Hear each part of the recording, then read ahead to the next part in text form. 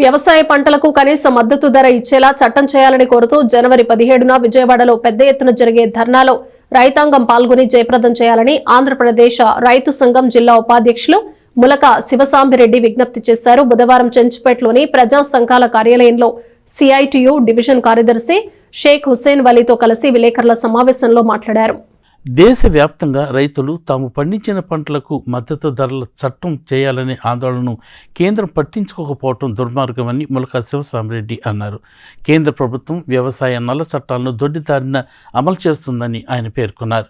గత 47 రోజులుగా వాలేసింగ్ నిరాహార దీక్షను పట్టించుకోకపోవటం, రైతు సంఘాలతో చర్చించకపోవటం కేంద్ర ప్రభుత్వ నిరంకుశ వైఖరికి అద్దం పడుతుందని ఆయన తెలియజేశారు. అలాగే జంపని చిన్రావూరు మధ్య రైల్వే గేట్లను పునరుద్ధరించాలని, పెదవడ్లపూడి హై లెవెల్ ఛానల్ ఎత్తిపోతల పథకంకు నిధులు మంజూరు చేసి 26,000 ఎకరాలకు సాగునీరు అందించాలనే తదితర డిమాండ్లతో జనవరి 17న విజయవాడ అలంకార్ ట్యాక్సీ సెంటర్లో జరిగే ధర్నాలో రైతులు పెద్ద సంఖ్యలో పాల్గొనాలని ఆయన విజ్ఞప్తి చేశారు.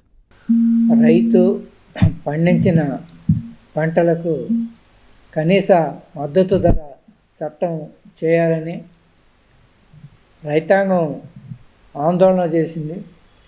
3 వ్యవసాయ నల్ల చట్టాలని రద్దు చేయాలని గతంలో దాదాపు 13 నెలల పాటు రైతులు తీవ్రమైన ఆందోళన దీక్షలు చేశారు. 2021లో ప్రధానమంత్రి మోడీ పార్లమెంట్లో ఈ చట్టాలను రద్దు చేస్తున్నట్లు ప్రకటించారు.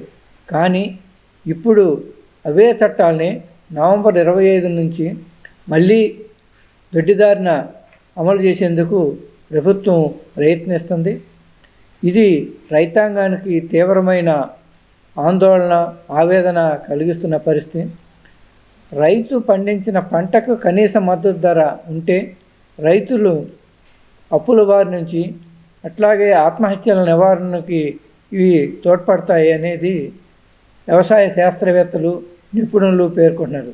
కానీ ప్రభుత్వం దీన్ని పెడచెవిన పెట్టి మార్కెటింగ్ వ్యవస్థని అంతా కూడా, అంటే మండీల్ని, మార్కెటింగ్ వ్యవసాయ మార్కెట్లన్నింటిని కూడా ప్రైవేటీకరణ చేయటం ద్వారా వ్యవసాయాన్ని, రైతాంగాన్ని నడ్డి విరిచేందుకు తీవ్రమైన ప్రయత్నాలు చేస్తుంది.